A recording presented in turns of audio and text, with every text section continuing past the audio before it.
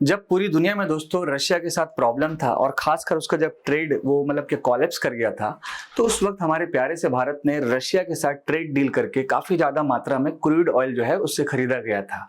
आप सभी को याद होगा कि रशिया और यूक्रेन के वॉर की वजह से अमेरिका ने रशिया के ऊपर यूएस डॉलर ना यूज करने का सैंक्शन लगा दिया। इसके साथ साथ और भी कई सारा सैंक्शन लगाते लगाते रशिया का, अगर हम कह सकते हैं, फाइनेंशियल सिस्टम या फिर आपका ट्रेड बैलेंस वो काफी ज्यादा बिगड़ गया था। लेकिन इसी बीच में भारत ने ये कदम उठाया कि चलो हम लोग रशिया से क्रूड ऑयल खरीदते हैं। ठीक है, तो इसी बीच में दोस्तों अभी साल 2024 में जो ब्रिक्स का समिट हो रहा है 16वां नंबर का रशिया के काजान में, वो काफी ज्यादा महत्वपूर्ण है रशिया के लिए भी। और इनफैक्ट कल ही के दिन जो चाइना और भारत के बीच में एक एग्रीमेंट हुआ गलवान वैली को लेकर के, तो ये भी काफी ज्यादा एक पॉजिटिव स्टेप है। मतलब जिस तरह से जियोपॉलिटिक्स चल रहा है, मतलब कनाडा का एग्रेशन जो भारत के खिलाफ चला, यहां तक सैंक्शन का भी बात आ गया, तो ये वो बेहतरीन कदम था कि चाइना और भारत एक साथ आकर के लाइन ऑफ एक्चुअल कंट्रोल पे अपना पेट्रोलिंग एग्रीमेंट की। इसी के साथ साथ ये जो 16वां समिट ये भी काफी ज्यादा महत्वपूर्ण है हर कंट्री के पर्सपेक्टिव से। तो रशिया के पर्सपेक्टिव से यही इंपॉर्टेंट है कि जिस हिसाब से उसके ऊपर सैंक्शन है यूएस का, तो एक ऐसा मतलब कि प्लेटफॉर्म बने जिससे आराम से वो ट्रेड कर पाए, जिस तरह से वो ट्रेड रूपी और रूबल में किया था। तो आज की इस सेशन के माध्यम से हम लोग ये समझेंगे कि क्या यूएस का जो डॉलर है उसका डोमिनेंस पूरे वर्ल्ड में इतना जबरदस्त लेवल पे है कि बहुत सारी कंट्री जो अपने आप को प्रोटेक्ट ही नहीं कर पाती है यूएस से। इसी के साथ साथ एक नया ऑप्शन जो क्रिएट हुआ है ब्रिक्स के नाम से, जो एक पार्टिकुलर ग्रुप है, 2006 से शुरुआत हुआ था, Brazil, Russia, India, China and south Africa का। तो धीरे धीरे ये ग्रुप थोड़ा पॉपुलर हुई, कई सारी कंट्री और भी ऐड हुई। तो क्या ये ऑल्टरनेट ऑप्शन बन सकता है यूएस डॉलर का? इसी के साथ साथ रशिया का एंगल क्या है, चाइना का एंगल क्या, और भारत फिर इसमें क्या चाहती है, और कई सारे एक्सपर्ट जो है वो क्या कहें इस पार्टिकुलर समिट में, इन्हीं चीजों को आज के इस वीडियोस के माध्यम से समझेंगे।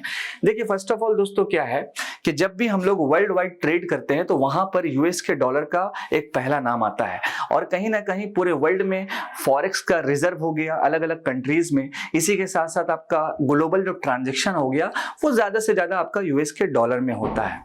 तो क्या इसी बीच में ब्रिक्स पार्टिकुलर जो ग्रुप है वो अपना एक करेंसी बनाएगी या एक ऑल्टरनेट ऑप्शन के तहत लोकल करेंसी में डील करेगी?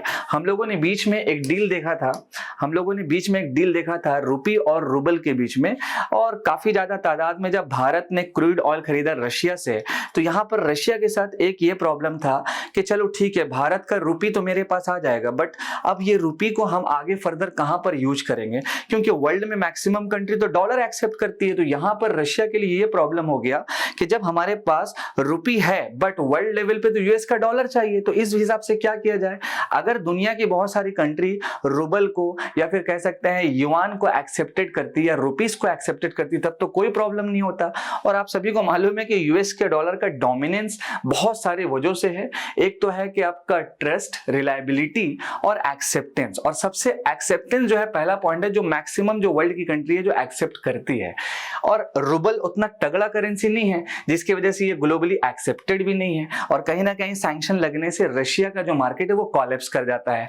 नॉट इवन यूएसए जो रशिया के ऊपर सैंक्शन लगाती है, वो जिसका मन जब चाहे तब कुछ भी कर सकती है। जैसे कि ईरान के ऊपर भी सैंक्शन है, और भी कंट्रीज के ऊपर सैंक्शन है, भारत के ऊपर कंपनी के ऊपर कुछ सैंक्शन है। तो रशिया का, यूएसए का जो डॉलर है वो इतना ज्यादा पावरफुल हो गया है कि जब मन चाहे तब मन चाहे वो सैंक्शन लगा देता है।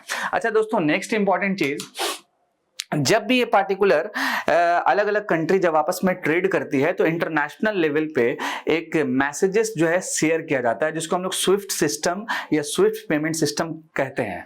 बेसिकली ये जो स्विफ्ट पेमेंट है एक तरह का क्या है, ये एक तरह का सोसाइटी है जो बेसिकली क्या करता है कि किसी भी पार्टिकुलर कंट्री से दूसरे कंट्री में जब ट्रेड होता है तो एक मैसेज भेजने का सिस्टम प्रोवाइड करता है, इंस्ट्रक्शन, फंड ट्रांसफर, इन सब चीजों का सिस्टम का एक कोड जो है वो दिया जाता है। काफी सिक्योर भी माना जाता है, और तकरीबन मैक्सिमम कंट्री इसी सिस्टम को फॉलो करती है। लेकिन रशिया और यूक्रेन के एग्रेशन की वजह से यूनाइटेड स्टेट्स ने क्या किया था कि रशिया को इस पार्टिकुलर पेमेंट सिस्टम से ग्लोबलाइज्ड मतलब कि ग्लोबल पेमेंट सिस्टम से बाहर निकाल दिया था साल 2022 में। तो रशिया ने फिर अपना एक पेमेंट सिस्टम डेवलप किया, उसी तरह से चाइना भी जो है अपना एक पेमेंट सिस्टम डेवलप किया। अच्छा, आप ये मत समझिएगा कि ये मनी सेटल्ड ऐसा कुछ करता है, ये सिर्फ इंस्ट्रक्शन देता है कि फंड ट्रांसफर कैसे किया जाए, रिसीव और प्लस के वो बिल्कुल सेफली एंड सिक्योरिटी इन सब चीजों का प्रोविजन ये प्रोवाइड करता है दोस्तों, फर्स्ट ऑफ ऑल, जिसको कुछ इंपॉर्टेंट बैंक मिलकर के चलाती है। लेकिन अब यहां पर बात ये हुआ है दोस्तों कि ये जो पार्टिकुलर ब्रिक्स का समिट हो रहा है ये कितना इंपॉर्टेंट है। देखिए यहां पर जो ब्रिक्स का समिट है 16वां नंबर का, ये तो बात तय है कि ज्यादा से ज्यादा अगर पार्टिकुलर कंट्री आपस में मिलकर के लोकल करेंसी में ट्रेड करे, इसके साथ साथ दोस्तों आपका कि जो गोल्ड का रिजर्व है वो अपने कंट्री में ज्यादा से ज्यादा अगर करेगा तो हो सकता है कहीं ना कहीं एक ऑल्टरनेट ऑप्शन हम लोग बना सकते हैं। लेकिन इसके साथ साथ अब कई सारे लोगों का कहना है कि ब्रिक्स जब सामने आएगी तो अपना एक करेंसी लॉन्च कर देगी, डॉलर का डोमिनेंस खत्म हो जाएगा। तो ये सब मिथ में नहीं रहे, और फिर रशिया जो है अपना एक करेंसी लॉन्च कर देगी ब्रिक्स को बोल करके, तो ये सब भी मतलब कि मिथ है ऑब्वियसली राइट नाउ, क्योंकि कई सारे एक्सपर्ट्स ने इसको कह ही दिया है फर्स्ट ऑफ ऑल।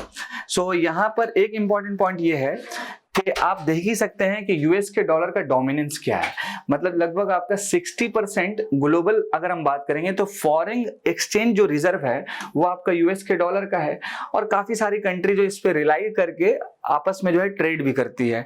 तो आप लोकल करेंसी में जितना ज्यादा ट्रेड कीजिएगा हो सकता है कि डॉलर को डी डॉलराइजेशन हम लोग कर पाएंगे। इसके साथ 90% जो ग्लोबल फॉरेन एक्सचेंज का ट्रांजेक्शन है वो भी नियरली का है यूएस के डॉलर पे है। तो ये तो एंगल बिल्कुल बेकार है कि ब्रिक्स नाम की जो ग्रुप है वो अपना एक कंट्री लॉन्च करेगी तो एक अल्टरनेट ऑप्शन बनेगा, तो ये बिल्कुल बेकार है। बिकॉज मान लीजिए एक ग्रुप है 4, 5, 10 मेंबर का आपस में ट्रेड कर रहे हैं, लेकिन पूरे वर्ल्ड को आप कैसे जोड़ पाइएगा, बिकॉज ग्लोबलाइज्ड अगर हम बात करेंगे तो 90% और 60% का रेशियो आप देख ही लीजिए, तो कहीं ना कहीं एक बेवकूफी हो जाएगा। अब यहाँ पर एक सवाल है कि आखिर वो क्या काम किया जाए जिसके तहत, जिसके अकॉर्डिंग जो है डॉलर्स का डोमिनेंस थोड़ा सा कम किया जा सकता है। तो देखिए यहाँ पर 3-4 इंपॉर्टेंट पॉइंट है। जैसे पहला आपका नेशनल करेंसी, मतलब जिस तरह से भारत ने रुपीस दे करके जो करेंसी स्वैप एग्रीमेंट किया था, मतलब कि आपका क्रूड ऑयल खरीदा था तो रुपी और रूबल का जो डील हुआ था, उसी तरह से युआन, रेनमिनबी, अलग अलग जो करेंसी है, तो लोकल करेंसी पे ज्यादा से ज्यादा वर्क करना होगा। सेकेंड इंपॉर्टेंट सिस्टम क्या है दोस्तों आपका, कि ऑल्टरनेट ढूंढना होगा स्विफ्ट पेमेंट सिस्टम का, मतलब आपका जो चाइना ने अपना डेवलप किया उसी तरह से ये स्विफ्ट पेमेंट सिस्टम है इंटरनेशनल लेवल पे, तो लोकल लेवल पे एक ऑल्टरनेट ऑप्शन इसको बनाना होगा। थर्ड इंपॉर्टेंट थिंग है कि जिस तरह से आपका ब्राजील ने और खासकर आपका टर्की ने जो डॉलर का रिजर्व से जो अपने देश में गोल्ड का रिजर्व को बढ़ाया है, तो इस एंगल पे भी फोकस करना होगा। ऐसे हमारा प्यारा सा भारत भी गोल्ड का रिजर्व बढ़ा रहा है, क्योंकि आज अमेरिका के साथ भारत का दोस्ती मान लीजिए अच्छा है, कल होके थोड़ा खराब भी हो सकता है, तो हो सकता है सैंक्शन या इस तरह का कुछ लगा देगा, तो फिर उस हिसाब से आप क्या कर पाइएगा।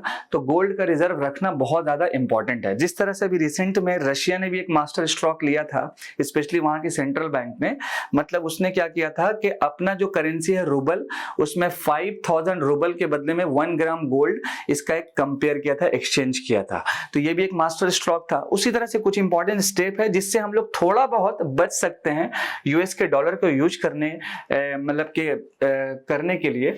लेकिन ये नहीं कह सकते हैं दोस्तों कि कंप्लीट जो है डी डॉलराइजेशन हो जाएगा, बिकॉज आप देख ही सकते हैं फैक्टर के पूरे वर्ल्ड में अगर हम डोमिनेंस की बात करेंगे या एक्सेप्टेंस की बात करेंगे तो वो आपका यूएस का डॉलर है। और इस बात का जो ब्रिक्स समिट है वो काफी इंपॉर्टेंट है हर पार्टिकुलर अलग अलग कंट्री के लिए।